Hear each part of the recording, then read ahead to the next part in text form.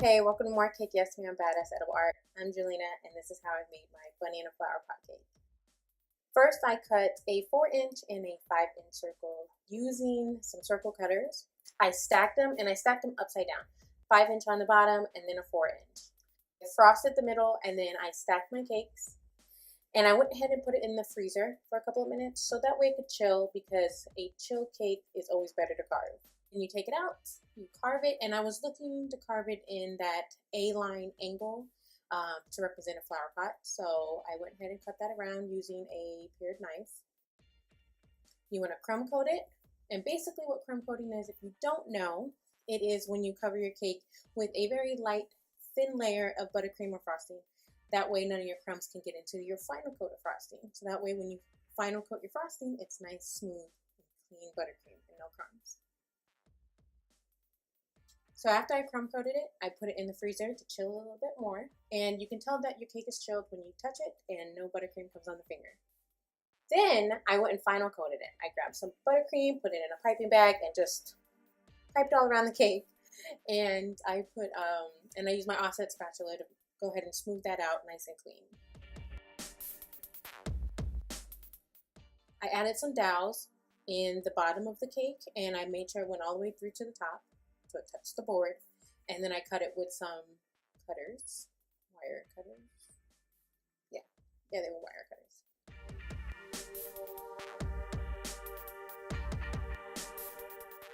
Then I went ahead and put a little bit of frosting on the bottom of the cake board and added the cake board to the bottom. I didn't buy this cake board. I had to cut it to the shape I needed it. So don't assume when you go ahead and cut your flower pot for that A-line shape that you're looking for that your bottom is going to be 3 inches or 2 inches and you pre-cut your board. I would wait till you cut it because you never know what size it's going to come out to. Measure the bottom and then cut the board. After I added my board, I added some more frosting to cover that board up because when I cover it with fondant, I want the fondant to go all the way to the bottom. I want it to look like an actual real flower pot.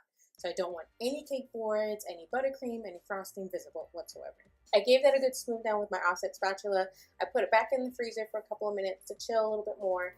And the way that I got this color is I mixed brown, orange, and red in some fondant, mixed it all together, got the right consistency and right look that I wanted it to go for. And I was also looking at a picture of a flower pot to make sure I got the color correct, like it matched and whatnot. I rolled out some of that fondant to be the length of this cake. The way that you do that, you want to use a measuring tape. One of those fabric measuring tapes. You can get them at Walmart for $1 or any craft store, I believe they have them, or a sewing store. So you use this, you wrap it around your cake, right? And it doesn't matter what if it's a round cake or a square cake, you can do this. Wrap it around your cake like so, right? We're just going to use my hand as an example as I didn't show this in the video. And so whatever it lands on, ooh, that's a big head. That's how much fondant you want to roll out as far as the length or width or whatever you prefer to call it, right? And then obviously you measure the height of the cake as well. So this is a great tool to have, just a little pro tip for you. So I took my fondant and went ahead and put it around my cake, paneling it. And I cut the seam to match perfectly with the end of that fondant. You want to smooth that out using a smoother. You can buy any of these smoothers at Michael's, at any Wilton location, at Walmart, and online, obviously. Amazon is my favorite. Amazon is my favorite. Okay. I cut around the bottom board and made sure I cut a nice clean edge, and then I made sure I cut a nice clean edge around the top of the pot, which is, it's still upside down, so it's the top which is on the bottom, and I cut that off too, and I made it nice and clean, making sure I still use my smoother to clean it off. Try not to use your fingers to smooth things out because first of all, your hands bring heat, which makes the fondant even more softer. And you gotta remember, we chilled the cake, so you don't want to cause any stickiness to the cake, and your fingers will stick to it. And then also at the same time, all the indents that your fingers will do. So try to use a smoother; it helps out best.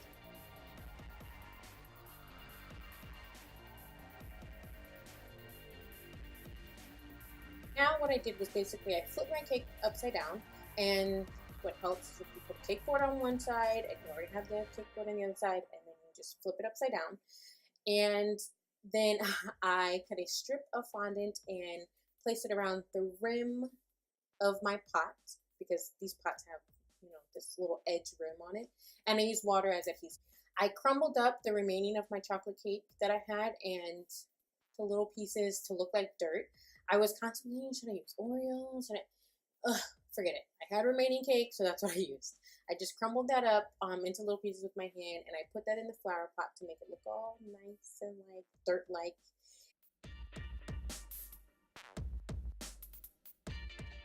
And I was ready for my bunny topper, basically. Yeah, basically it would be a topper.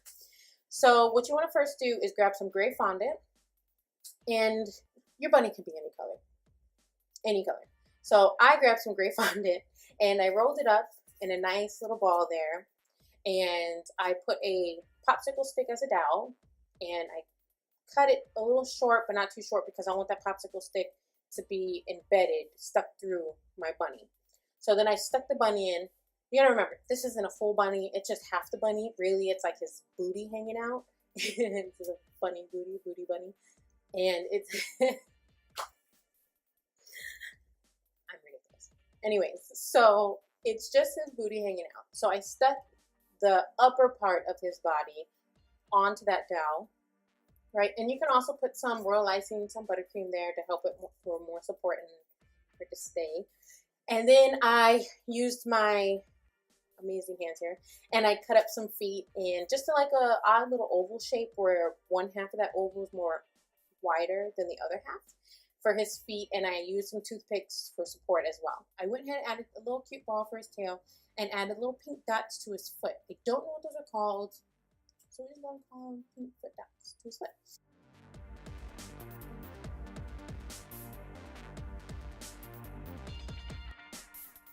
And then I placed in my tulips. Are these not beautiful tulips? These are my wafer paper tulips that I created. If you want to learn how to do my wafer paper tulips, make sure you pledge on my Patreon. My Patreon is 12 to 24, and I think I have another amount on there for you to be able to pledge on. If not, you can always just go over there and check out what I'm doing. I post all my elite tutorials over there. But you can really use any flowers you want. You can use any plastic flowers, you can use edible real flowers, you can make your own fondant flowers, you can make your own wafer paper flowers.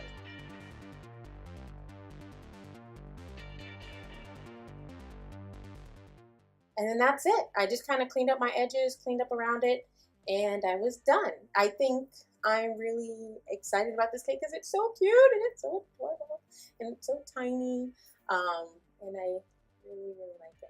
So yeah, anyways, enjoyed this tutorial. Make sure you hit the like button. If you enjoy what I'm doing over here, make sure you hit the subscribe button and share it so everybody else can make some cute little cake for Easter Sunday, because Easter's coming up. And this is a really cute cake to make for Easter. So thanks so much. Bye.